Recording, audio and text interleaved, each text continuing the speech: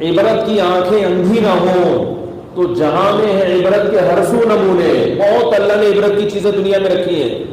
مجھے کسی نے بتایا کہ پچھلے مہینے یا 2-4 مہینے پہلے کسی انڈیا کی بہت مشہور اداکارہ کا انتقال ہو گیا, اور پتہ نہیں اچانک ہو گیا یا کسی نے گولی مار دی, واللہ عالم, مر گئی. تو بتانے والے بتا رہے تھے کہ بہت مشہور تھی اور بہت دنیا میں اس کے گانے وانے چلے, لیکن اچانک مر گئی. تو میں نے کہا اب تو لوگوں کو بڑی عبرت ہوئی ہوگی, یار کتنی دنیا کمائی اس نے, عزت کمائی, اور وہ عزت 1 منٹ میں بولو بھائی خاک میں مل گئی. اور وہ انڈیا کی تھی تو اس کو جلایا گیا. میں نے کہا اور عبرت ہوگی پھر تو لوگوں کو, اداکارہ ہوگی تو ظاہر ہے خوبصورت بھی ہوگی, اچانک مر گئی, اس کو جلا کے اس کی راکھ بنا دی گئی. انڈیا والے تو ایسے ہی کرتے ہیں نا ہندو, تو پھر تو اس کی راکھ کو دیکھ کے لوگوں کو اور زیادہ ہندوؤں کو عبرت ہو گئی ہوگی کہ بھائی یہ انسان کی حقیقت ہے. اتنی ترقی کرتے کرتے آسمان کی بلندیوں تک پہنچو اور دھڑام سے بولو بھائی, دھڑام سے ختم, ایک لمحے میں سب کیا ہو گیا, ملین بھیٹ ہو گیا. لیکن عبرت کی آنکھیں انسان کی اندھی ہو چکی ہیں. لوگ بتا رہے ہیں کہ بجائے عبرت ہونے کے اور اس کی ایصال ثواب کے لیے اس کے گانے چلائے جا رہے ہیں. محترمہ ایسے ناچتی تھیں, ایسے گاتی تھیں, یہ ان کی مشہور فلمیں ہیں, اس سے اس کی راہ کو کوئی فائدہ ہوگا؟ ہونا تو یہ چاہیے کہ دوسرے اداکار اور اداکارائیں دیکھ کے عبرت حاصل کریں کہ بھائی کتنی ہی فٹنس کر لو, یہ لوگ تو کروڑوں روپے اپنی فٹنس پہ خرچ کرتے ہیں. مجھے کسی نے بتایا تھا کہ کوئی اداکارہ پتہ نہیں 2 کروڑ روپے اس کی صرف سالانہ اس پہ ڈسٹمپر پہ خرچ ہوتے ہیں. 2 کروڑ, یہ پتہ نہیں 1 کروڑ ڈسٹمپر پہ, میں میک اپ پہ. یعنی یہ عام ڈبے جو ہم لوگ کے ہیں دیوانوں پر, یہ والے نہیں چلتے, وہاں بہت مہنگے مہنگے ڈبے ہوتے ہیں جو صرف فٹنس کے لیے, کہ بھائی دیکھنے میں کیا نظر آئے, اٹریکٹیو. تو جب تک وہ اٹریکشن ہوتی ہے دنیا سلوٹ کرتی ہے, ان کے گانے سنتی ہے, دنیا کہتی ہے واہ واہ واہ. کہیں گزر جائیں تو جھک جھک کے لوگ کوشش کرتے ہیں ان سے سلام کریں, آٹوگراف لیں, ان کے ساتھ اپنی سیلفیاں بنائیں.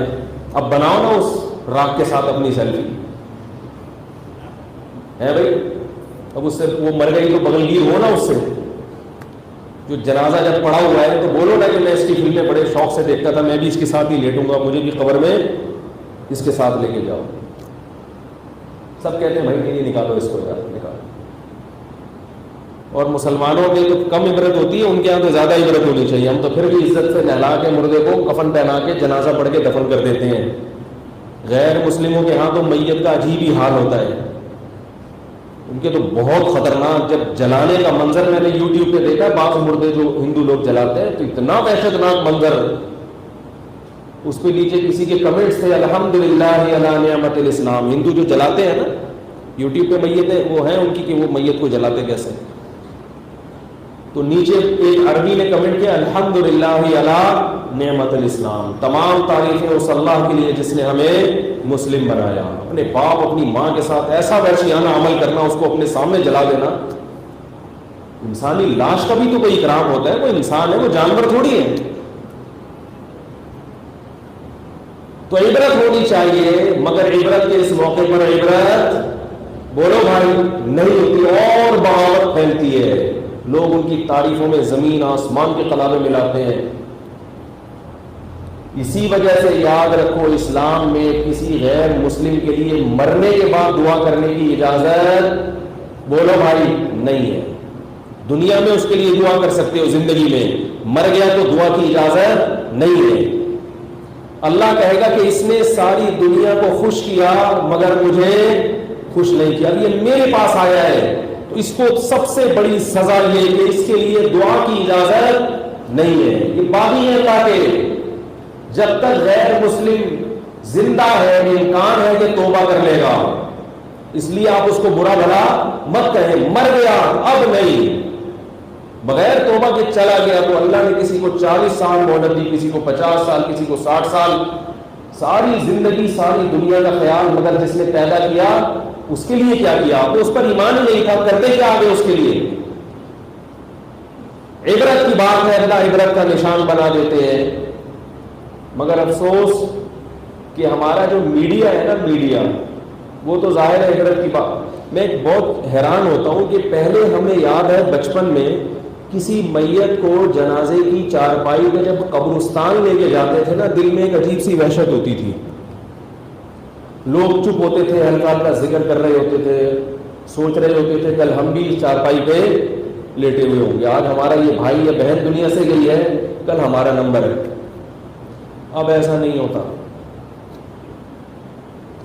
اب باتیں کر رہے ہوتے ہیں، جنازے کی چارپائی کو لے کے جا رہے ہیں، باتیں، یار تو نے سنا ہے وہ بحریہ ٹاؤن میں تو نے 20 پلاٹ خرید لیے، یار میرا تو یہ خیال ہے کہ یہ مجھے تو 2 نمبر لگ رہا ہے، یہ ایسا اگر گلشن مہمان میں لے لے، ابھی سنا آج کل سرجانی کے ریٹ بڑے ٹائٹ چل رہے ہیں، ابھی سنا ہے یہ گوادر ابھی بننے والا ہے نا، یہاں پلاٹ لے کے ڈال دیں، یہ باتیں ہو رہی ہوتی ہیں۔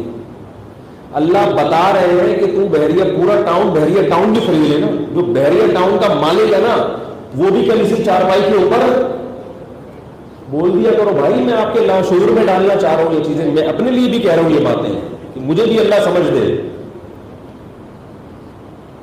کل بحریہ ٹاؤن کا مالک بھی اسی چارپائی پہ لیٹا ہوا ہوگا، جب وہ لیٹے گا تو اللہ تمہیں کیسے چھوڑ دے گا؟ تمہارے تو 4-5 پلاٹ ہے، اس پہ تم فنڈر بنے پھر رہے ہو۔ ایسے ایسے حکمران دنیا میں پیدا ہوئے، آدھی آدھی زمینوں پہ حکومت کی ہے انہوں نے،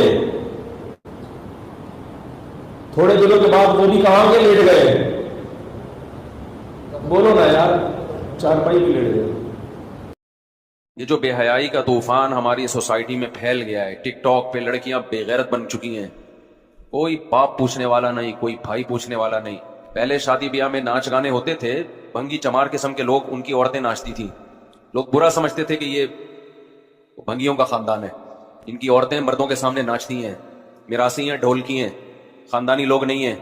لیکن اب یوٹیوب کی دنیا جب سے عام ہوئی ہے، سارے ڈھولکی ایکسپوز ہو رہے ہیں، بتا رہے ہیں کہ ہمارا خاندان یہ ہے، ہماری خاندانی روایات یہ ہیں۔ جو کام اداکاراؤں کا ہوا کرتا تھا وہ گھر گھر میں، کزنیں ناچ رہی ہیں اپنے کزن کے سامنے، بہنیں ناچ رہی ہیں بھائیوں کے سامنے، ایک چیز پھیلتی جا رہی ہے، روک ٹوک نہیں ہے، روک تھام نہیں ہے۔ جس نے پیدا کیا اس کو ایسا ڈکشنری سے نکالا ہے، ایسا اس کو پسے پش ڈالا ہے، اس کا چینل نہ چل رہا ہو نا، اپنے گھر کی عورتوں کو بے پردہ کر کے ان کو لے آئے گا۔